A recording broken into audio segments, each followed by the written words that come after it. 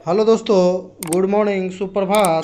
आज मैं आप सभी के लिए लेकर आया हूँ 11 मार्च 2022 ईस्वी का करंट अफेयर्स। तो चलिए हम लोग स्टार्ट करते हैं। मैं हूँ लव कुमार, आप सभी का स्वागत करता हूँ आपके अपने यूट्यूब चैनल ज्ञान मंजिल तक में। तो आज का मोटिवेशनल क्विट है दोस्तों कि ऊंचों ख्वाबों के लिए दिल की गहराई से काम करना पड़ता है। ऊंचों ख्वाबों के लिए, ऊंचे ख्वाबों को पाने के लिए दिल की गहराई से काम करना पड़ता है। यूं ही नहीं मिलती सफलता किसी को, आग में मेहनत की आग में दिन रात जलना पड़ता है। यानी कि जब आपको ऊंचे ख्वाब को पाना है तो दिल की गहराइयों से काम करना पड़ता है। यूं ही नहीं सफलता किसी को, मेहनत की आग में दिन रात जलना पड़ता है दोस्तों, याद रखिएगा। तो दिन रात जलने के बाद ही किसी को मेहनत बनता है, और जो है कोयला भी जलने के बाद हीरा बन जाता है। तो आज का पहला क्वेश्चन है दोस्तों, जो बहुत ही महत्वपूर्ण क्वेश्चन है कि भगवान बुद्ध की भारत में सबसे बड़ी शयन मुद्रा यानी कि सोते हुए प्रतिमा का निर्माण कहाँ किया जा रहा है, जिसका उद्घाटन फरवरी 2023 में किया जाएगा। यानी कि विश्व में सबसे बड़ी भगवान बुद्ध की यह जो सोते हुए मूर्ति होगी, इसका निर्माण कहाँ किया जा रहा है दोस्तों। तो इसका सही जवाब हो जाएगा बोध गया। याद रखिएगा, बोध गया। बोध गया में ही महात्मा बुद्ध को सबसे पहले ज्ञान की प्राप्ति हुआ था, याद रखिएगा। बोध गया, याद रखिएगा दोस्तों। फल्गु नदी के किनारे। जिसके वास्तुकार कौन होंगे दोस्तों, तो मिंटू पॉल। कौन होंगे, तो मिंटू पॉल। लंबाई 100 फीट, ऊंचाई 30 फीट, याद रखिएगा दोस्तों। स्टैचू ऑफ इक्विलिटी जो हाल ही में चर्चा में रहा दोस्तों, ये कहाँ में बन रहा है, तो हैदराबाद में, जिसमें रामानुजमचार्य की जो है मूर्ति लगेगी, याद रखिएगा। बैठे हुई मूर्ति रामानुजमचार्य की लगेगी, बैठी हुई मूर्ति, याद रखिएगा। जिसकी हाइट कितना है दोस्तों, तो 216 फीट है। यानी कि बैठी हुई मूर्ति में यह दूसरी सबसे बड़ी मूर्ति, ऊंची मूर्ति होगी विश्व की। स्टैचू ऑफ पीस दोस्तों, बहुत ही इंपॉर्टेंट क्वेश्चन है। पाली राजस्थान, कई बार एग्जाम में पूछा है। विजय वल्लभ शुरू की प्रतिमा इसमें लगी हुई है, पाली राजस्थान। स्टैचू ऑफ यूनिटी, बहुत सबसे चर्चित प्रश्न इसमें यह है दोस्तों, स्टैचू ऑफ यूनिटी यानी बड़ौदा गुजरात में, जिसमें सरदार वल्लभ भाई पटेल की प्रतिमा लगी है। इसके मूर्तिकार कौन थे दोस्तों, तो रामवंजी सुतार, याद रखिएगा। 182 मीटर इसका हाइट है, जो कि दुनिया की सबसे ऊंची प्रतिमा है दोस्तों, याद रखिएगा। द लाइट ऑफ एशिया किन्हें कहा जाता है, तो भगवान बुद्ध को। बचपन का नाम क्या था इनका दोस्तों, तो सिद्धार्थ था, जबकि पत्नी का नाम यशोधरा, पिता का नाम सुशोधन और पत्नी का नाम यशोधरा था। इनसे पुत्र जो हुआ था उनका नाम क्या था दोस्तों, तो राहुल, याद रखिएगा, राहुल। प्रिय घोड़ा का नाम कंठक था। महात्मा बुद्ध के नाम सारथी था। महात्मा बुद्ध के सारथी का नाम चन्ना था। हम पहली बार ग्रुप डी का एग्जाम दे रहे थे दोस्तों पटना बोर्ड में, तो उसी में पूछा था कि महात्मा बुद्ध के प्रिय सारथी का क्या नाम था, तो चन्ना था। महात्मा बुद्ध के प्रिय शिष्य का क्या नाम था दोस्तों, तो आनंद था, याद रखिएगा, आनंद। महात्मा बुद्ध के प्रथम गुरु कौन थे दोस्तों, तो अलार कलाम, याद रखिएगा, अलार कलाम। आप लोग फोटो देखिए, ये है महात्मा बुद्ध की शयन की मुद्रा में मूर्ति बन रहा है, यही बोध गया में बन रहा है दोस्तों। ये है महात्मा बुद्ध की शयन मुद्रा में मूर्ति, जिसकी जो है लंबाई कितना है दोस्तों, तो 100 फीट है, जबकि चौड़ाई है 30 फीट, याद रखिएगा आप लोग। तो हो गए, देख लीजिए आप लोग कि गया में बन रही है 100 फीट लंबी भगवान बुद्ध की मूर्ति। शयन मुद्रा में भगवान बुद्ध का दुनिया में सबसे लंबा स्टैचू होगा, याद रखिएगा। बिहार के गया में भगवान बुद्ध की सबसे लंबी स्टैचू बनाई जा रही है। यह मूर्ति 2023 में बनकर तैयार हो जाएगा। शयन मुद्रा में भगवान बुद्ध की यह दुनिया की सबसे बड़ी मूर्ति होगी, जिसे कोलकाता के मशहूर मूर्तिकार मिंटू पॉल बना रहे हैं, याद रखिएगा। कौन बना रहा है, इसका वास्तुकार कौन है, तो मिंटू पॉल है दोस्तों, याद रखिएगा, मिंटू पॉल। और इस शयन मुद्रा में बन रही मूर्ति है, भगवान बुद्ध की प्रतिमा शयन मुद्रा की है, याद रखिएगा। इस मुद्रा में भगवान बुद्ध ने महापरिनिर्वाण के पहले कहा था कि आज से 3 महीनों के बाद वह इस दुनिया से चल बसेंगे। कहा जाता है कि भगवान बुद्ध ने अपना अंतिम संदेश भी इसी मुद्रा में दिया था। यूपी के कुशीनगर में भगवान बुद्ध को 80 साल की अवस्था में महापरिनिर्वाण की प्राप्ति हुई थी, याद रखिएगा। तो इसी अवस्था में महापरिनिर्वाण की प्राप्ति हुई थी, यानी कि मोक्ष की प्राप्ति हुई थी दोस्तों, याद रखिएगा आप सभी। नेक्स्ट क्वेश्चन हो जाएगा दोस्तों कि 8 मई 2022 को वोल्केनो ऑफ फायर में विस्फोट हुआ, यह कहाँ स्थित है। तो वोल्केनो ऑफ फायर की बात करें दोस्तों, तो यह कहाँ स्थित है, तो इसका सही जवाब हो जाएगा ग्वाटेमाला में स्थित है दोस्तों। कहाँ में, तो ग्वाटेमाला में स्थित है, याद रखिएगा, वोल्केनो ऑफ फायर। तो रिंग ऑफ फायर के नाम से किसे जाना जाता है दोस्तों? तो प्रशांत महासागर का जो पट्टी है उसी को जाना जाता है रिंग ऑफ फायर, यानी कि अग्नि वलय का क्षेत्र। सबसे अधिक भूकंप ज्वालामुखी वहीं पर आते हैं दोस्तों। कोटोपैक्सी इक्वेडोर जो कि ज्वालामुखी है दोस्तों, विश्व की सबसे ऊंची ज्वालामुखी कहाँ में है? तो इक्वेडोर में है। ज्वालामुखी विस्फोट में सबसे अधिक क्या निकलता है दोस्तों? तो ज्वालामुखी जब विस्फोट होता है दोस्तों पृथ्वी से, तो उसमें लावा निकलता है, उसमें सबसे ज़्यादा जलवाष्प और सल्फर की मात्रा निकलती है, ये भी याद रखिएगा। अस्ट्राम्बोली ज्वालामुखी इटली में स्थित है, जिसे भूमध्य सागर का प्रकाश स्तंभ भी कहते हैं। विसुवियस ज्वालामुखी भी इटली में है। बैरन ज्वालामुखी जो कि अंडमान निकोबार में स्थित है, भारत में स्थित एकमात्र सक्रिय ज्वालामुखी। बहुत ही इंपॉर्टेंट क्वेश्चन है दोस्तों, भारत में स्थित एकमात्र सक्रिय ज्वालामुखी कौन है? तो बैरन ज्वालामुखी। कहाँ में स्थित है दोस्तों? तो अंडमान निकोबार द्वीप समूह। क्राकातोआ दोस्तों, तो क्राकातोआ जो है इंडोनेशिया में है। मौना लोआ ज्वालामुखी हवाई द्वीप अमेरिका में, याद रखिएगा। मौना लोआ कहाँ में? तो अमेरिका। ये सब ज्वालामुखी की बातें थे दोस्तों। नेक्स्ट क्वेश्चन हो जाएगा। अगला क्वेश्चन है कि 8 मार्च 2022 को यूक्रेन के राष्ट्रपति ने नाटो की सदस्यता लेने से इनकार कर दिया है। नाटो के संदर्भ में कौन सा कथन असत्य है? तो 8 मार्च को जो है यूक्रेन के राष्ट्रपति जो है जेलेंस्की, वो बोल दिए हैं कि नाटो की हम सदस्यता नहीं लेंगे, रूस क्या करे कि हमसे संधि कर ले दोस्तों। तो इसी पर तो विवाद चल रहा था। तो सबसे पहले देख लेते हैं नाटो के बारे में। नाटो का फुल फॉर्म क्या होता है? नॉर्थ अटलांटिक ट्रीटी ऑर्गेनाइजेशन, उत्तरी अटलांटिक संधि संगठन, सही है। नाटो की स्थापना 4 अप्रैल 1949 भी सही है। वर्तमान में इसके सदस्य देशों की संख्या कितनी है? तो 30 भी सही है। इसका मुख्यालय फ्रांस के पेरिस में है। नहीं दोस्तों, नाटो का मुख्यालय ब्रुसेल्स में है। बेल्जियम की राजधानी ब्रुसेल्स, याद रखिएगा। तो नाटो से एक कथन गलत हो जाएगा, डी ऑप्शन इसका सही हो जाएगा दोस्तों, ऑप्शन नंबर डी। तो यूक्रेन के राष्ट्रपति का नाम व्लादिमीर जेलेंस्की है, जबकि रूस के राष्ट्रपति व्लादिमीर पुतिन। व्लादिमीर जेलेंस्की जो है दोस्तों, ये कौन थे? तो ये एक कॉमेडियन थे पहले। यूक्रेन से भारतीयों को सुरक्षित बाहर निकालने के लिए ऑपरेशन गंगा चलाया जा रहा है, याद रखिएगा। अफगानिस्तान से भारतीयों को निकालने के लिए जब अफगानिस्तान में तालिबानी आक्रमण किया था तो ऑपरेशन देवी शक्ति। जपोरिजिया परमाणु संयंत्र, बहुत वीवीआई क्वेश्चन है दोस्तों, यूक्रेन देश में स्थित है, याद रखिएगा। जपोरिजिया यूक्रेन देश में। इसका चेहरा तो दोस्तों अभी तो न्यूज अखबार चैनल सभी पर है। ये है व्लादिमीर जेलेंस्की जो कि यूक्रेन के राष्ट्रपति है। इनको भी अभी समझ में आ गया है। ये भी अब बोल रहे हैं कि यूक्रेन के राष्ट्रपति व्लादिमीर जेलेंस्की ने कहा कि यूक्रेन अब नाटो की सदस्यता नहीं लेगा। उन्होंने यह भी कहा कि वो 2 अलग अलग रूसी समर्थक क्षेत्र डोनेट्स और लुहांस्का की स्थिति पर समझौता करने के लिए तैयार है। तो रूस ने पहले ही दोस्तों डोनेट्स और लुहांस्का को स्वतंत्र देश घोषित किया था, याद कीजिएगा, जिसे राष्ट्रपति व्लादिमीर पुतिन ने 24 फरवरी को हमला शुरू करने से ठीक पहले आज़ाद घोषित किया था और मान्यता दी थी, याद रखिएगा दोस्तों।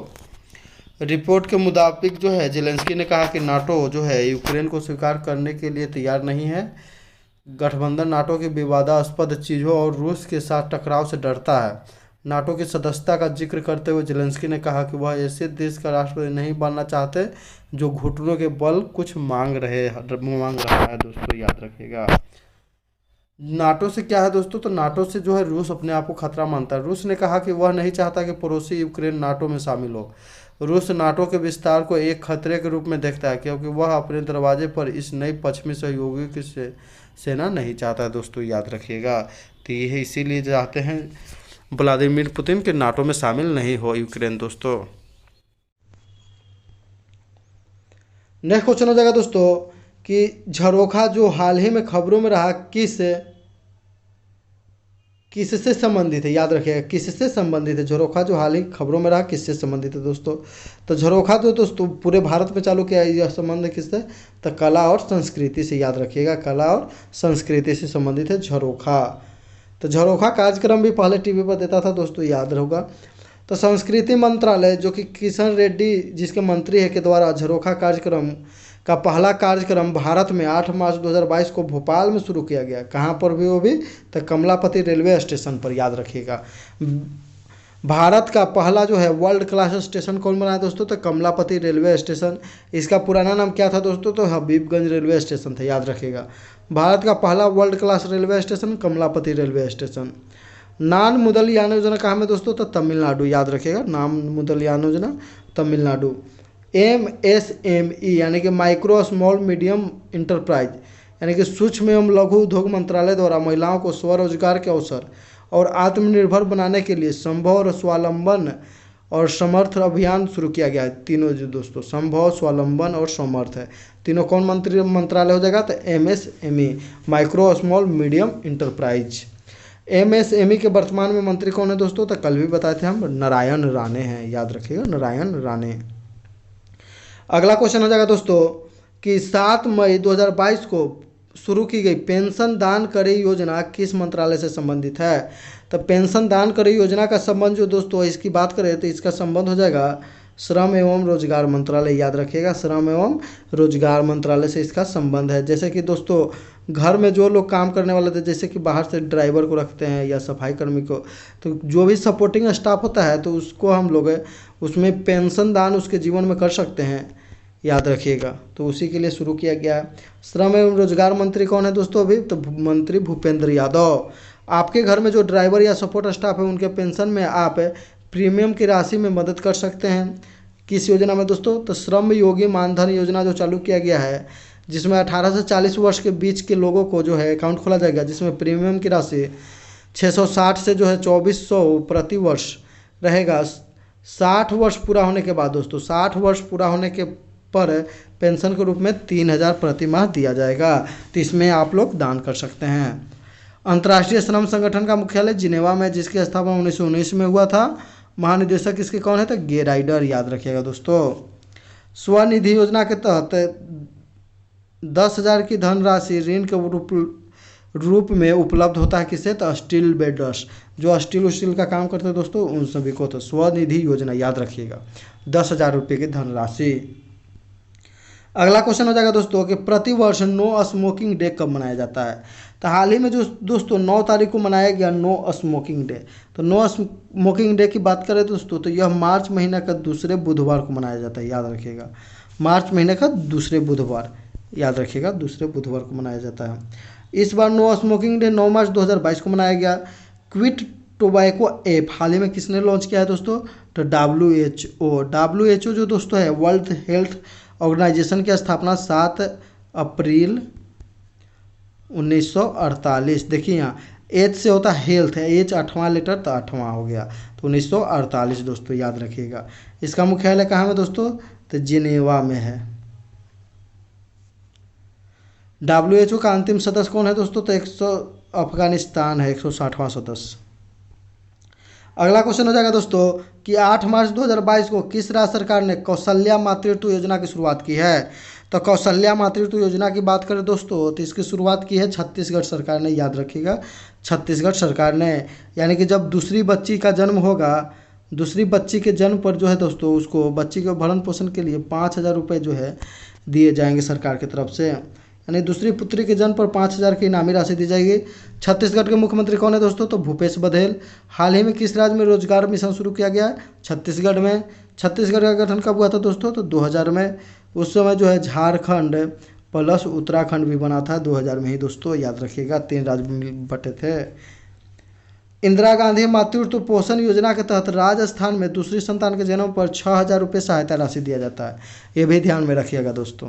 कौशल्या मातृत्व योजना में दोस्तों छत्तीसगढ़ सरकार कितना? 5,000, जबकि राजस्थान सरकार जो है इंदिरा गांधी मातृत्व पोषण योजना में 6,000 रुपये देगी। अगला क्वेश्चन हो जाएगा दोस्तों जो कि बहुत ही इंपॉर्टेंट क्वेश्चन है कि हाल ही में किस देश ने एक सैन्य उपग्रह नूर 2 लॉन्च किया है? तो नूर 2 की बात करें दोस्तों तो इसको लॉन्च कौन किया है? तो नूर 2 लॉन्च किया है, इसका सही जवाब हो जाएगा ईरान, याद रखिएगा, ईरान।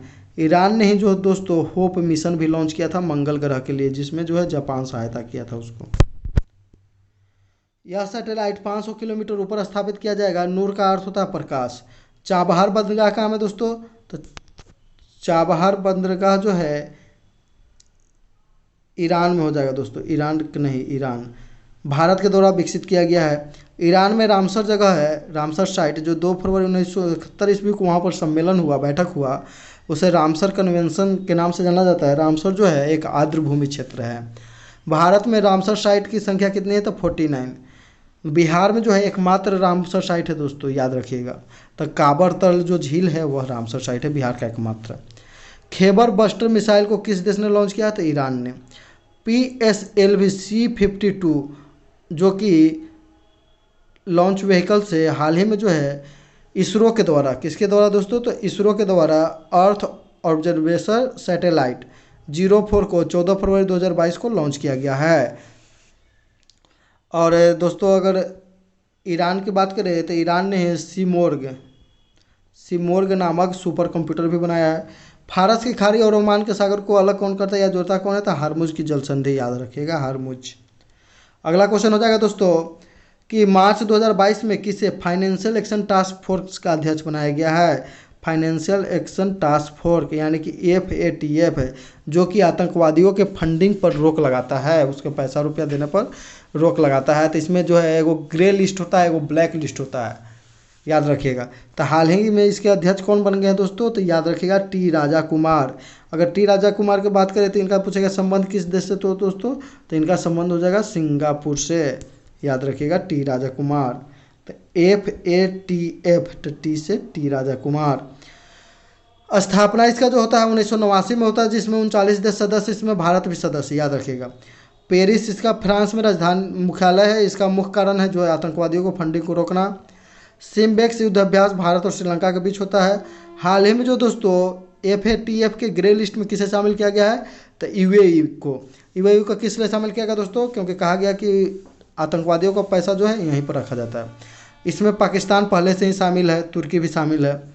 संयुक्त राष्ट्र महासभा विश्व की लघु संसद कहते हैं, इसके वर्तमान में अध्यक्ष कौन है दोस्तों, तो अब्दुल्ला शाहिद है, जो कि मालदीव के विदेश मंत्री हैं, याद रखिएगा, मालदीव के विदेश मंत्री है दोस्तों। हाल ही में एशियाई विकास बैंक का उपाध्यक्ष किन्हें बनाया गया, तो अशोक लवासा को, जो कि भारत के हैं दोस्तों, याद रखिएगा भारत के हैं अशोक लवासा। अगला क्वेश्चन हो जाएगा कि 8 मार्च 2022 को केंद्रीय गृह मंत्री अमित शाह ने किस राज्य में 33% सरकारी नौकरियों में महिलाओं को आरक्षण देने की घोषणा की है। तो 33% की बात करें दोस्तों तो ये कहाँ पर की गई है घोषणा, तो की गई घोषणा त्रिपुरा में। कौन किया है, तो अमित शाह ने, भारत के जो केंद्रीय गृह मंत्री है दोस्तों। तो त्रिपुरा राज्य में जो है महिलाओं को नौकरी और उच्च शिक्षा में 33% आरक्षण देने की घोषणा की गई है। लाई हराओबो फेस्टिवल कहाँ में मनाया जाता है, तो त्रिपुरा में।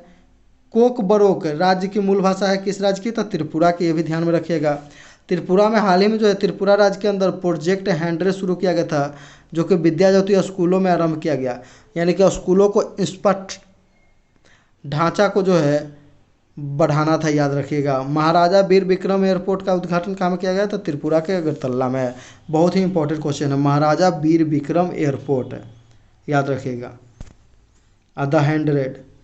पिछला वीडियो में क्वेश्चन पूछा गया था दोस्तों कि फीचर फोन से जो है RBI ने कौन सा जो है ऑनलाइन ट्रांसफ़र के लिए किसको लॉन्च किया है, तो UPI 123 पे, याद रखिएगा। इसका सही जवाब था UPI 123 पे।